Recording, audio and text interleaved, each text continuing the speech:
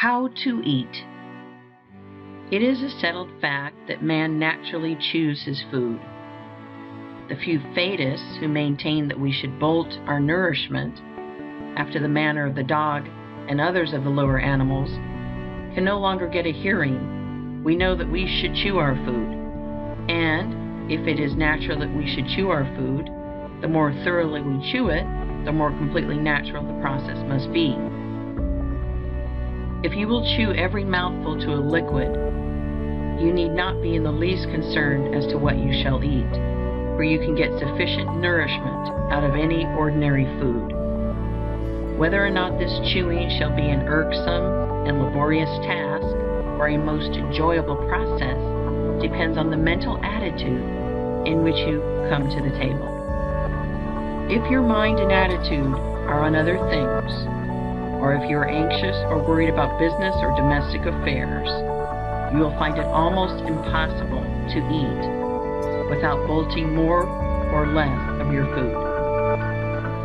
You must learn to live so scientifically that you will have no business or domestic cares to worry about. This you can do, and you can also learn to give your undivided attention to the act of eating while at the table. When you eat, do so with an eye single to the purpose of getting all the enjoyment you can from that meal. Dismiss everything else from your mind, and do not let anything take your attention from the food and its taste until your meal is finished. Be cheerfully confident, for if you follow these instructions, you may know that the food you eat is exactly the right food, and that it will agree with you to perfection. Sit down to the table with confident cheerfulness and take a moderate portion of the food.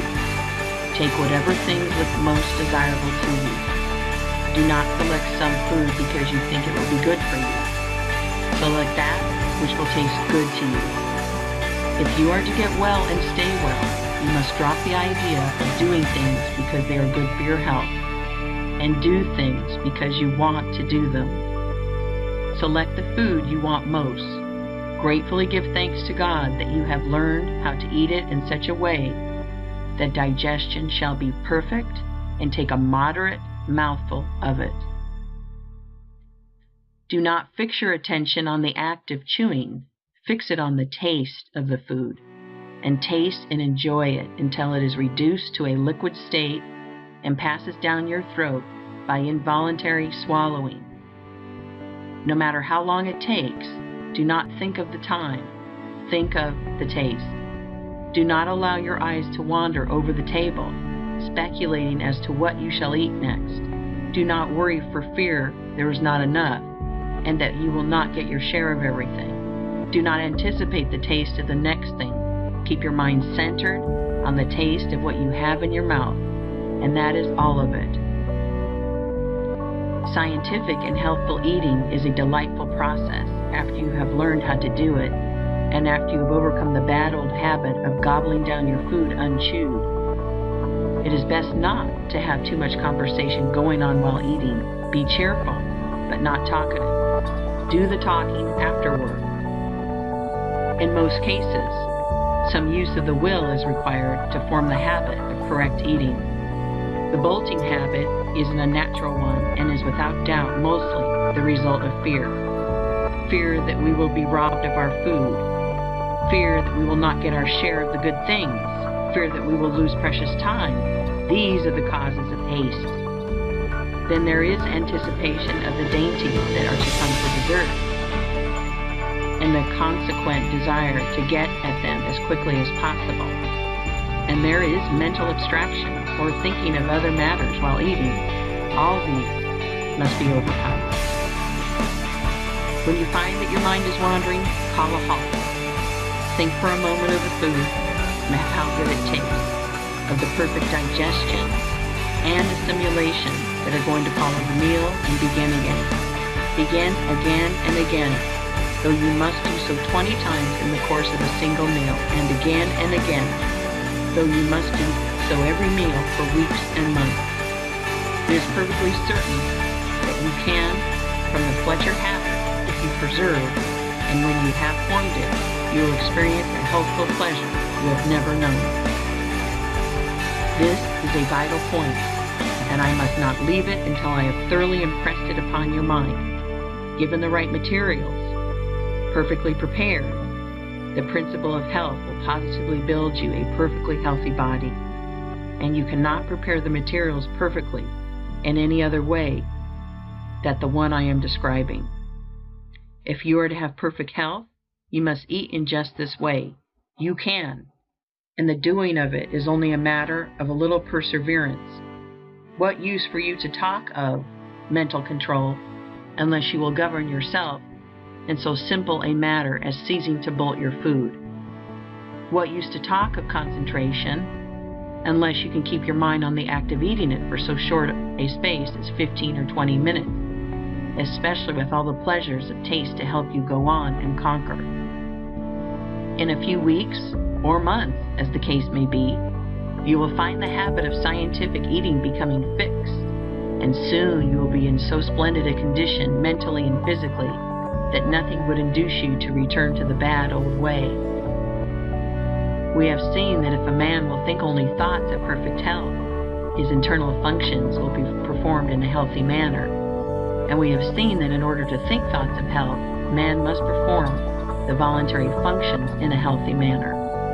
The most important of the voluntary functions is that of eating, and we see, so far, no especial difficulty in eating in a perfectly healthy way.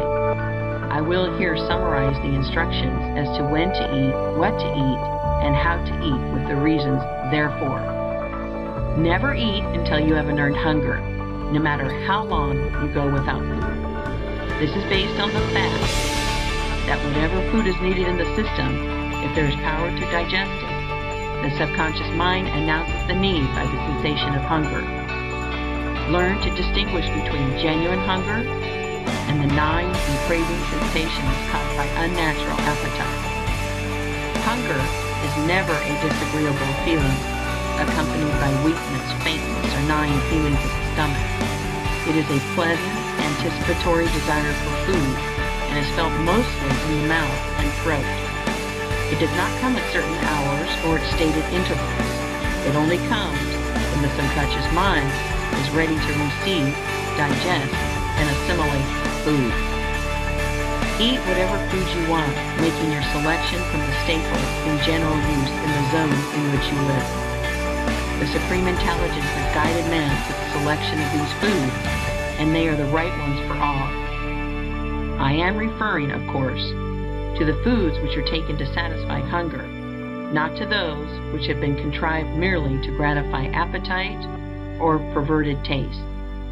The instinct which has guided the masses of men to make use of the great staples of food to satisfy their hunger is a divine one. God has made no mistake.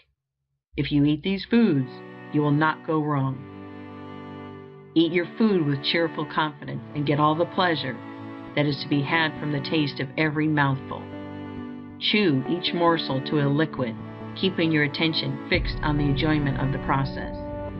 This is the only way to eat in a perfectly complete and successful manner, and when anything is done in a completely successful manner, the general result cannot be a failure.